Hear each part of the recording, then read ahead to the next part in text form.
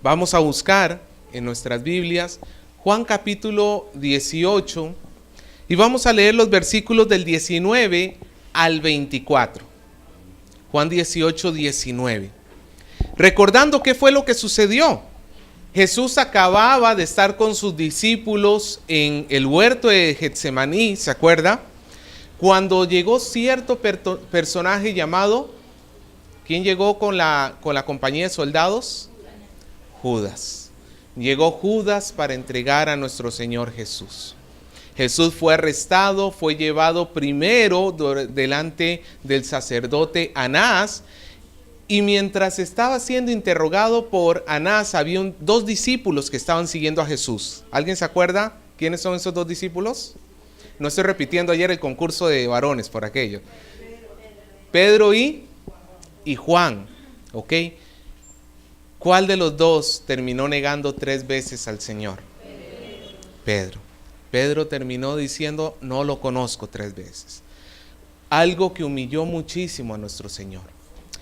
Y hoy vamos a continuar con la historia, porque vamos a ver el interrogatorio que le hace el sacerdote Anás a nuestro Señor Jesús. Así que vamos a Juan capítulo 18, versículo 19. Leemos, dice así. Y el sumo sacerdote preguntó a Jesús acerca de sus discípulos y de su doctrina. Jesús le respondió: yo públicamente he hablado al mundo. Siempre he enseñado en la sinagoga y en el templo, donde se reúnen todos los judíos, y nada he hablado en oculto. ¿Por qué me preguntas a mí? Pregunta a los que han oído, ¿qué les haya yo hablado? He aquí, ellos saben lo que yo les he dicho. Cuando Jesús hubo dicho esto, uno de los alguaciles que estaba allí le dio una bofetada diciendo: ¿así respondes al sumo sacerdote? Jesús le respondió: si he hablado mal, testifica en qué está el mal. Y si bien, ¿por qué me golpeas? Anás entonces le envió atado a Caifás, el sumo sacerdote. Oremos. Usted nos ha dado ejemplo de cómo vivir. No solamente a través de su mandamiento nos ha mostrado cuál es la forma agradable de vivir, sino también a través de su vivencia. Gracias, Señor Jesús, porque todo hombre que quiera ser como usted, todo hombre que quiera vivir como usted, nunca transgredirá la ley, por cuanto usted nunca pecó. Sin embargo, Señor, nosotros somos hombres débiles y sujetos a todo tipo de tentaciones, y muchas veces nuestra integridad se ve expuesta y se ve afectada cuando actuamos imprudentemente. Pero hoy queremos ver el ejemplo que usted nos da para que aprendamos cómo vivir y de qué manera a usted le agrada. Gracias por estar con nosotros, gracias por esta mañana, gracias por mis hermanos. Bendíganos, Señor, con su presencia. En el nombre de Jesús, amén.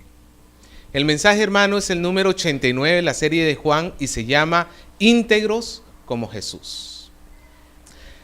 Nosotros tenemos una triste expresión acá en el Perú. Por ahí le decimos, es que tiene rabo de paja. ¿Lo ha escuchado? Fulano de tal tiene rabo de paja. ¿Qué quiere decir esa expresión? ¿Ah?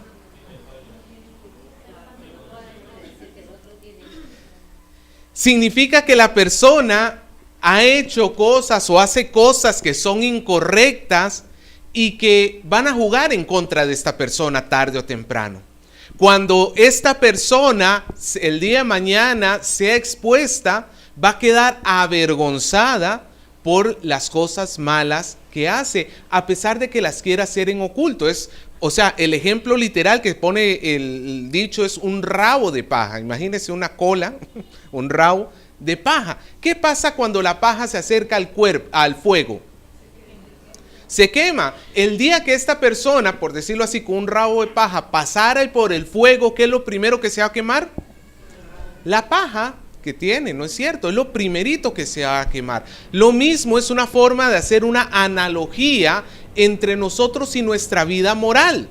En aquellas cosas que no somos muy íntegros, que digamos, cuando pasemos por las pruebas, cuando pasemos por los momentos difíciles, ¿sabe qué es lo primero que se va a quemar en nosotros? ¿Sabe qué es lo primero que nos va a evidenciar como personas que no hemos caminado bien? Esas cosas que hemos creído que podíamos mantener ocultas. Esas cosas que habíamos creído porque nadie se daba cuenta, pues como que no pasa nada. El problema, hermanos, es que a veces nosotros justificamos nuestros rabos de paja. Y decimos, bueno, yo no lo tengo tan grande rabo de paja como el que está a mi costado. Este sí está mal. Porque este todavía está tomando, está fumando, pero yo ya por lo menos no.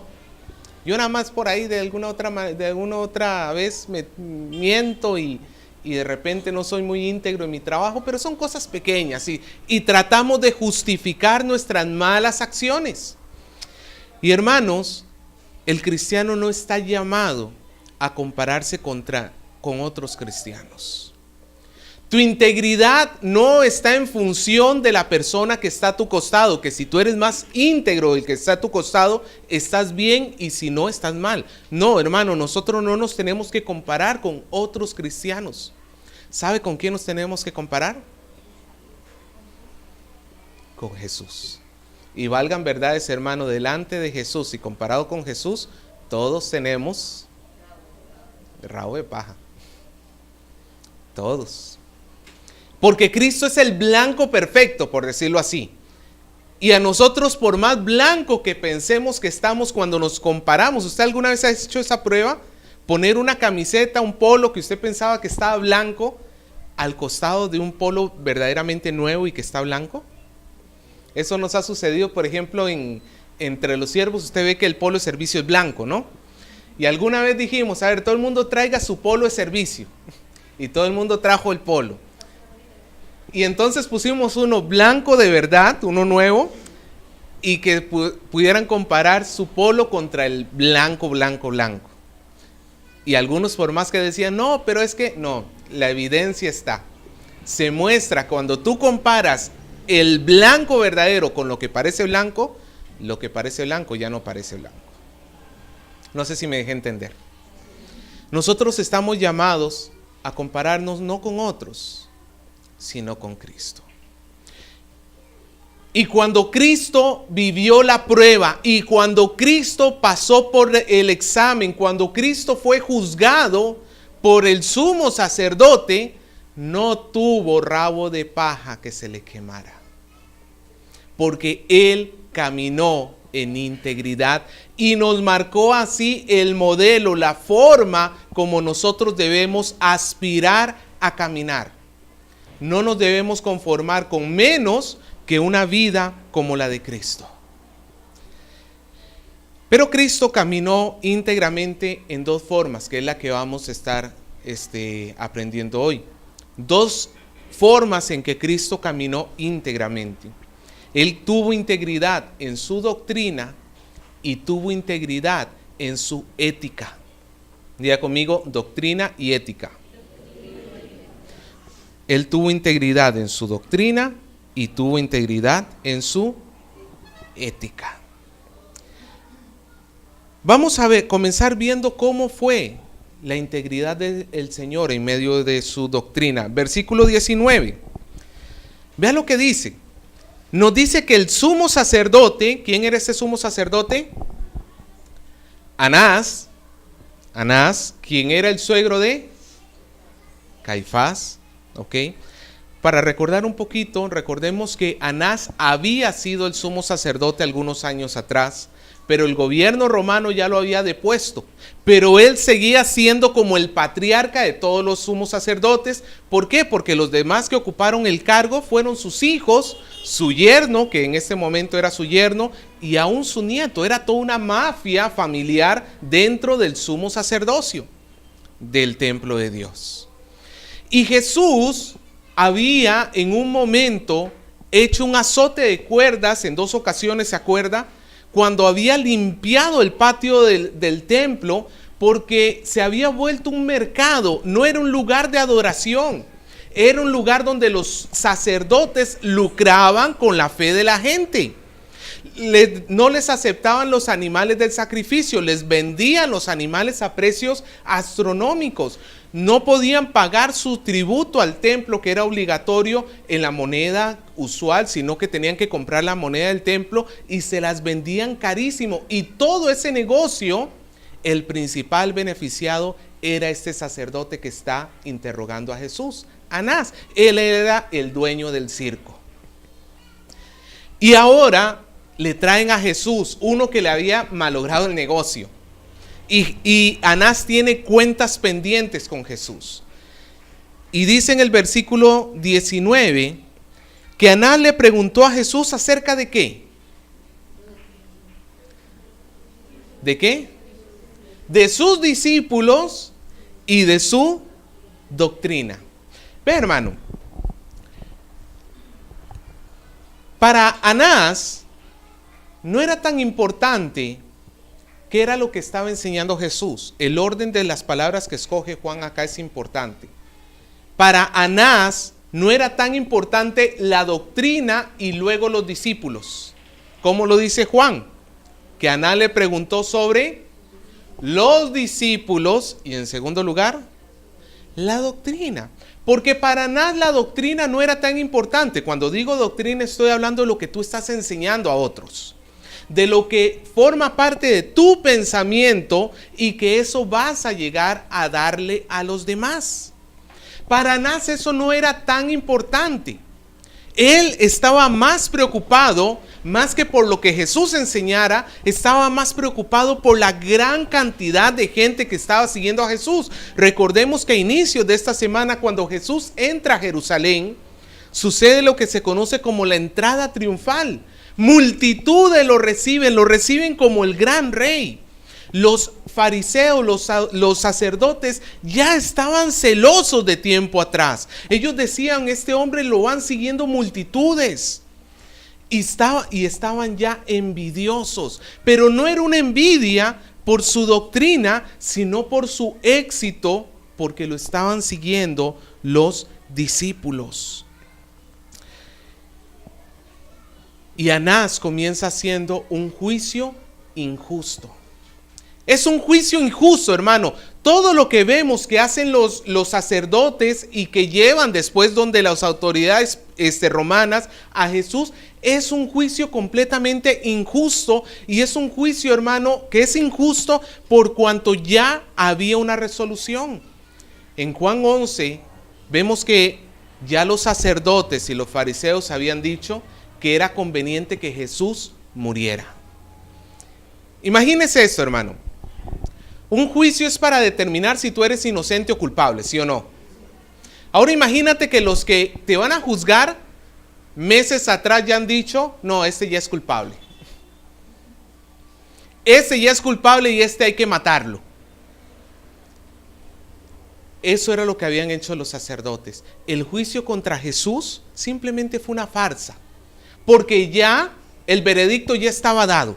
Jesús tenía que ser hallado culpable. ¿Y cuál tenía que ser la sentencia? La muerte. Eso ya estaba decidido. Fue un juicio injusto porque a Jesús el sacerdote le está pidiendo que él diga lo que él ha estado explicando, lo que él ha estado enseñando. Dinos qué de tus discípulos y qué de Jesús y qué de tu doctrina. Y eso está mal, hermano, porque en un juicio, en la ley romana, como en nuestras leyes hoy, el acusador, el fiscal, debe llegar a presentar el argumento en contra del acusado. O sea, si te sientan a ti en un juicio, no te tienen que llegar a decir, oye, ¿y de qué te puedo acusar a ti? Es ilógico, ¿sí o no? El sacerdote está queriendo que Jesús diga algo de lo cual él pueda prenderse para decir, mira, En otras palabras, el sacerdote estaba queriendo que Jesús se acusara a sí mismo, cuando lo que tenía que hacer el sacerdote era presentar las pruebas en contra del acusado y presentar testigos en contra del acusado. Y aquí lo que se está poniendo a prueba en Jesús es su integridad. Eso es un juicio. ¿Qué tan íntegro eres? Jesús había prometido cuidar a sus discípulos, ¿se acuerda? A mí me tienen que llevar, dejen libres a estos. Lo había dicho cuando lo habían arrestado. Y ahora el sacerdote le pregunta por sus discípulos y Jesús no le responde, porque él está protegiendo a sus discípulos. En cambio, sí le va a responder sobre su doctrina. Véalo en el versículo 20. Dice: Jesús le respondió: yo públicamente he hablado al mundo y siempre he enseñado en la sinagoga y en el templo, donde se reúnen todos los judíos, y nada he hablado en oculto. ¿Por qué me preguntas a mí? Pregunta a los que han oído, ¿qué les haya yo hablado? He aquí, ellos saben todo lo que yo he dicho. Vea, ¿cuál fue la respuesta de Jesús en cuanto a su enseñanza? Jesús estaba diciendo: a mí no me pregunten. Si ustedes quieren saber la verdad, ¿qué tienen que hacer? Traigan a los que me escucharon. Esto, hermano, Jesús lo está haciendo por dos cosas.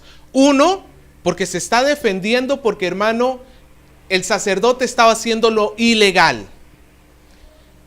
El sacerdote estaba pidiendo que Jesús se acusara a sí mismo. Y Jesús le dice: no, espérate, así no funciona un juicio.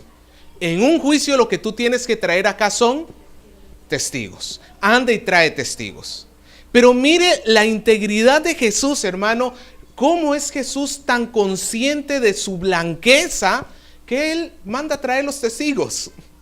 Hermano, a quien tiene rabo de paja no le conviene eso. Cuando nosotros hacemos cosas que de repente nuestros hijos, por ejemplo, ven que no son buenas, ¿cuántas veces un hijo deja en vergüenza a su papá o a su mamá cuando son chiquitos y abren la bocota con cosas que no tenían que decir? Cuando le dicen a tu suegra, por ejemplo, le dice el chiquito: abuelita, pero mi mamá dice que tú eres una renegona. No nos conviene testigos en ese momento, ¿sí o no? No nos conviene porque hemos enseñado mal a nuestros hijos y a la hora que ellos presentan testimonio, no nos conviene. Hermano, nosotros tenemos que ser conscientes de qué estamos enseñando. Si tú eres un padre de familia, ya de por sí eres un maestro, quiéralo o no. Así tú hayas sido el peor padre del mundo que abandonó a sus hijos, ya le enseñaste algo. Le enseñaste lo malo lo malo que se puede ser. Le enseñaste cuán cruel puede llegar a ser una persona. Ya le enseñaste. Quiéralo o no, si tú nunca has participado en la educación de tu hijo, también ya le has enseñado. Le has enseñado que es bueno dejar un hijo tirado y botado. ¿Me dejo entender, hermano? Todo padre, participe o no en la educación de su hijo, es un maestro. ¿Qué pasaría si traemos aquí a los niños a que testifiquen de los padres?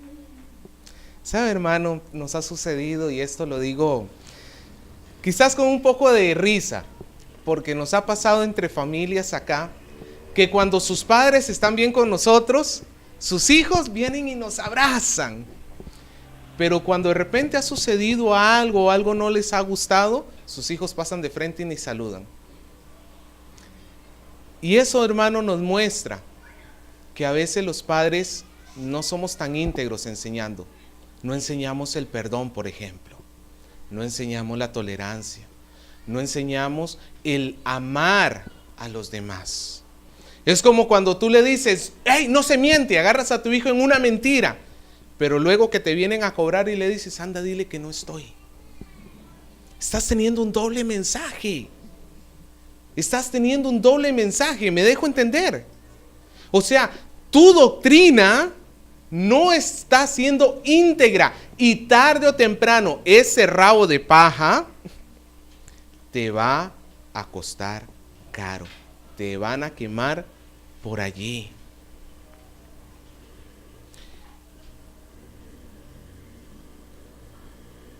Hermanos, el Señor Jesús le dice al sacerdote, anda y pregunta, tráeme aquí testigos, porque yo no he hablado en oculto. ¿Yo dónde he hablado? En la sinagoga. Cuando estaba en Galilea, en la sinagoga, y cuando estaba en Judea, en el templo, donde se reúnen todos, hermano. Jesús tenía la tranquilidad de que cualquier hombre que lo hubiera escuchado pudiera venir y pudiera hablar de él y no encontrarían pecado en contra de él. Mire, ahora nosotros tenemos la ventaja de la tecnología que podemos grabar conversaciones con el celular. Le pongo un caso. ¿Usted aceptaría llevar un micrófono puesto durante un mes entero, grabando 24 horas al día todas sus conversaciones, aún las que hace con sus compañeros, o con sus amigos, con sus hijos, con todo el mundo? Y que luego esa conversación la pusiéramos en un altoparlante y la pusiéramos en Minca un domingo cuando está bien lleno de gente y la reprodujéramos a todo volumen. ¿Usted se sentiría tranquilo de que todo el mundo escuchara su conversación? ¿Usted qué dice? De repente decimos, ay pastor, no me convendría que algunos escuchen algunas cosas que digo. Hermano, el Señor nos está mandando, nos está mostrando el ejemplo, que todas nuestras conversaciones tienen que ser hechas en integridad. Pablo decía, ninguna palabra corrompida salga de vuestra boca, sino ¿qué? ¿Sino cuál? La que es necesaria para la edificación de los otros. ¿Qué tipo de maestros somos?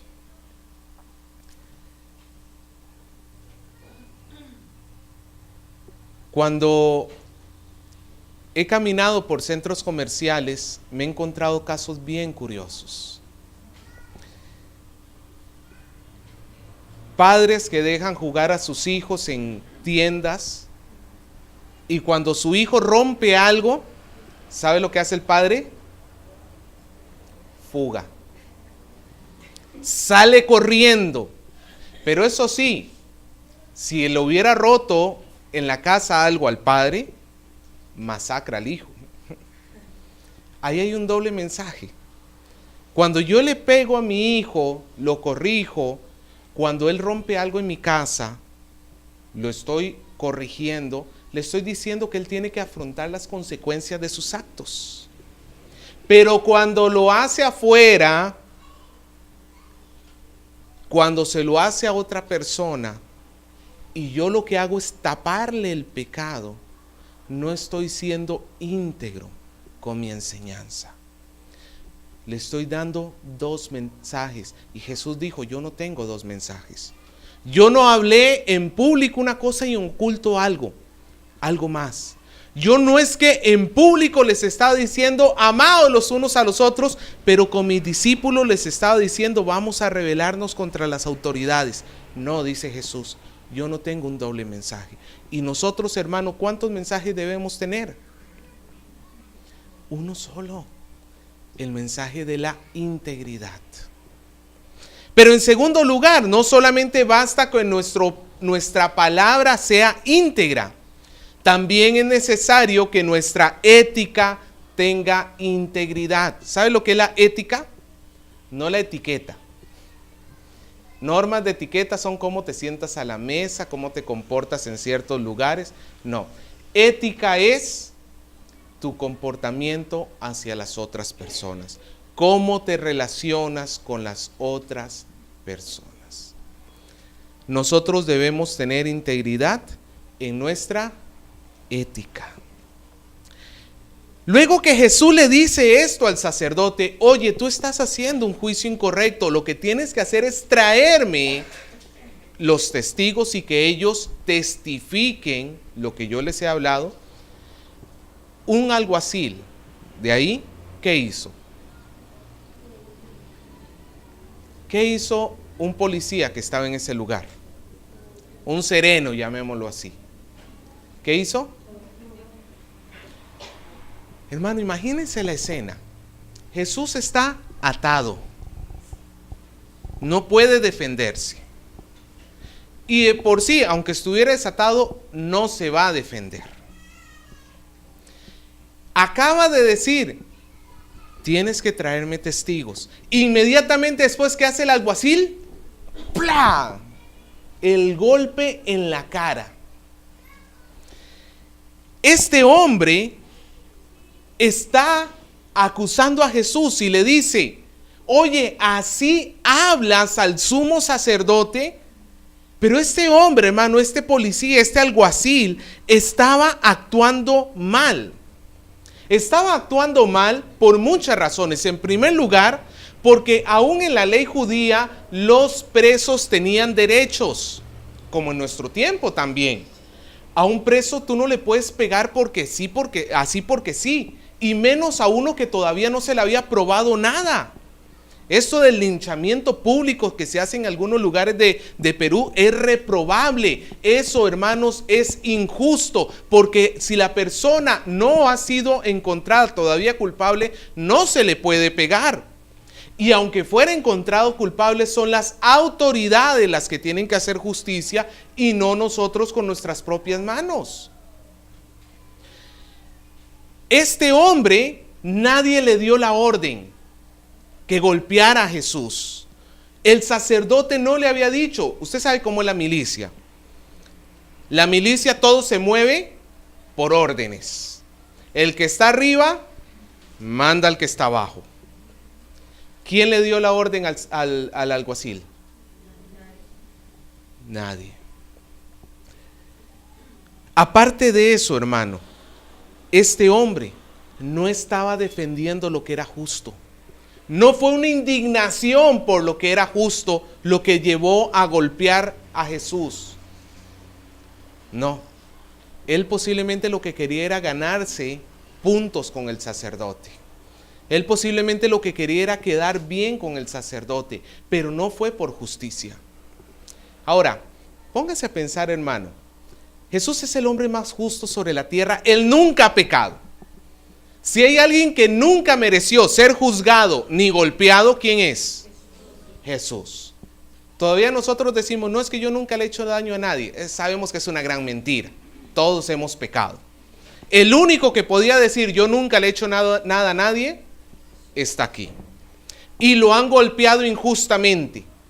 Ponte en su lugar. ¿Qué harías tú?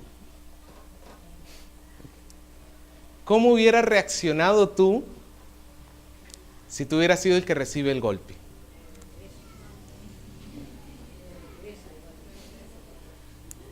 Le muestro la diestra de mi justicia. Un derechazo a la quijada. Hermano, yo me puse a pensar, ¿qué hubiera hecho yo?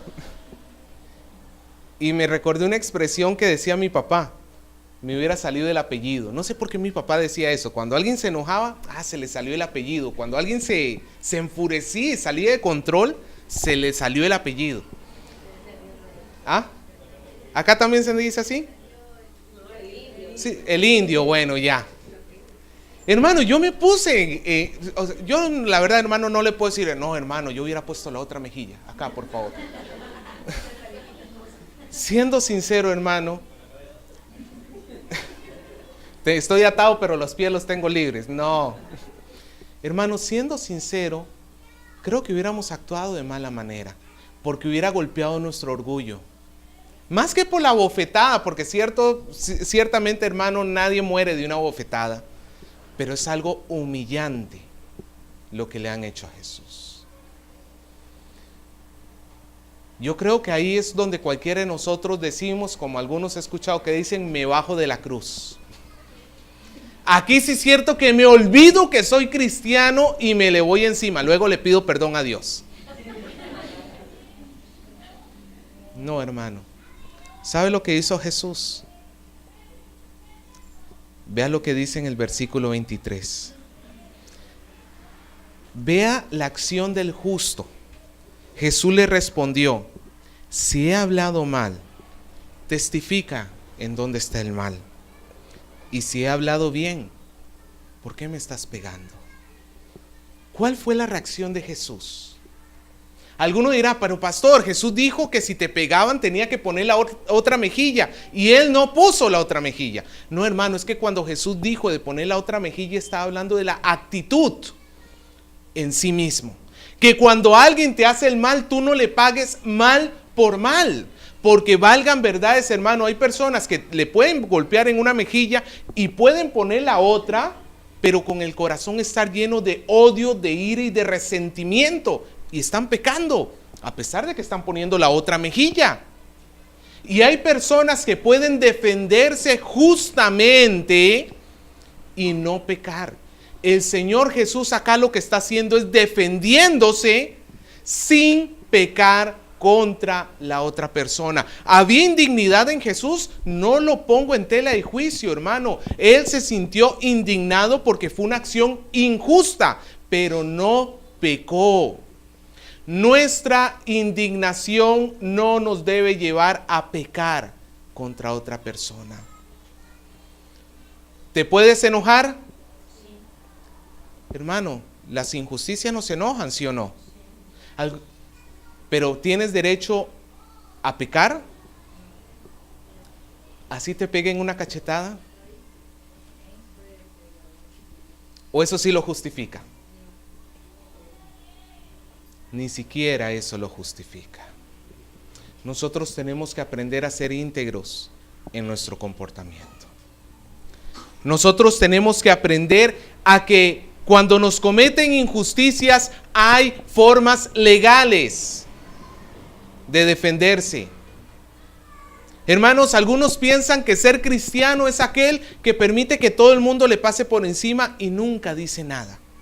Nunca abre la boca y piensa que entre más lo machaquen y la persona más calle es más piadoso, pero muchas veces por dentro está lleno de resentimiento, de ira y de odio.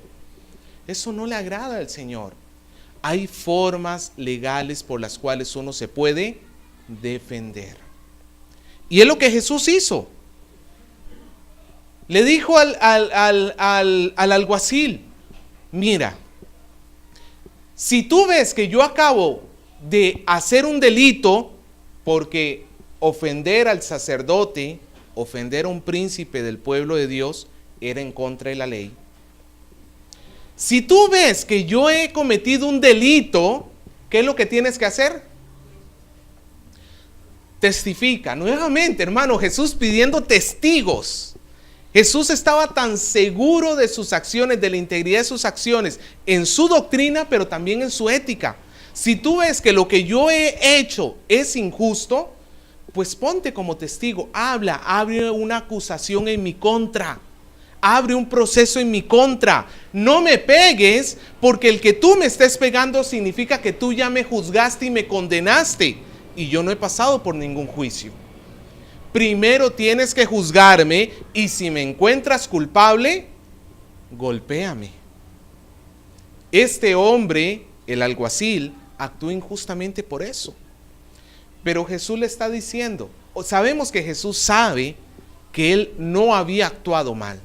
Por eso la segunda pregunta es: pero si he dicho lo correcto, ¿por qué me pegas? La pregunta es: ¿Jesús dijo lo correcto?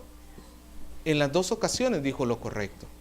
Oye, ¿qué de tus discípulos? ¿Qué de tu enseñanza? No me preguntes a mí, trae testigos. Era lo correcto, era lo que pedía la ley. Recibió la bofetada. ¿Qué fue lo que le dijo? Testifica. Si he hablado mal, testifica. Júzgame correctamente. Quiero que entienda esto, hermano. Cuando nosotros nos tocan el orgullo, se nos sale el indio.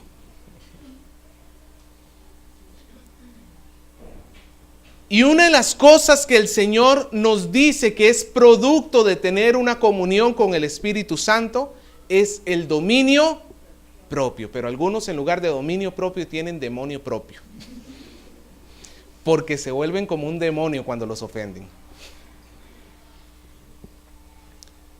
No, hermano, el Señor nos manda que nosotros tengamos ¿qué? Dominio propio. Porque si Jesús hubiera caído en el palito, si Jesús hubiera caído en la trampa de este alguacil y le hubiera contestado de mala manera, hubiera tenido rabo de paja para que lo puedan acusar. No, mira lo que hizo. Recuerda que ellos estaban buscándola sin razón. Y como no encontraron razón, tuvieron que inventar una razón. Pero ellos tuvieron que estaban buscando por cualquier medio que cayera. Hermano, muchas veces la gente va a estar buscando, sobre todo si sabe que somos cristianos, van a estar buscando a ver en qué momento caes. Si te tienen cólera y saben que eres cristiano, te van a poner palitos, trampas. Y si tú no te sabes dominar a ti mismo, ¿sabes a quién vas a terminar deshonrando? Vamos a terminar deshonrando a nuestro Dios. Es curioso porque a Pablo le pasó algo muy parecido. Vamos a Hechos capítulo 23, para que veamos la contraparte. Hechos capítulo 23, versículo 2.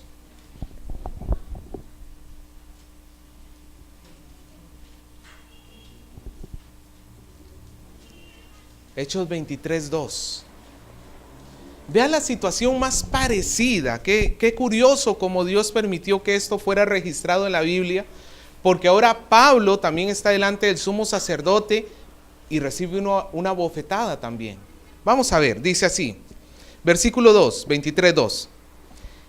El sumo sacerdote Ananías, otro, ordenó entonces a los que estaban junto con él a que le golpeasen en la boca. Vea que ahora sí viene la orden desde arriba. ¿Quién ordenó? El sumo sacerdote. ¿Y qué tenían que hacerle a Pablo? ¡Plah! Golpearle en la boca. Entonces Pablo le dijo: Dios te golpeará a ti, pared blanqueada. ¿Estás tú para juzgarme conforme a la ley y quebrantando la ley me mandas a golpear? Entonces los que estaban presentes le dijeron: ¿al sumo sacerdote de Dios injurias? Y Pablo pegó un frenazo, versículo 5, y dice: no sabía, hermanos, que era el sumo sacerdote. Pues escrito está: no maldecirás a un príncipe de tu pueblo. ¿Ve cómo la situación es parecida en el caso de Pablo? Pero Pablo sí cometió un error. ¿Cuál fue el error que cometió Pablo? Ahí se le quiso salir medio lo Saulo, ¿no? Ahí como que se asomó Saulo un poquito. A pesar de que se está defendiendo correctamente, pero la actitud no era la correcta. No era la correcta. Y cuando él se dio cuenta que el que lo había mandado a golpear fue el sumo sacerdote, tuvo que pedir perdón. Es muestra de una persona humilde que cuando comete un pecado sabe reconocerlo y pedir perdón. Pero vemos, hermanos, que a Pablo le sucedió muy parecido, y a Pablo sí como que se le quiso salir lo indio.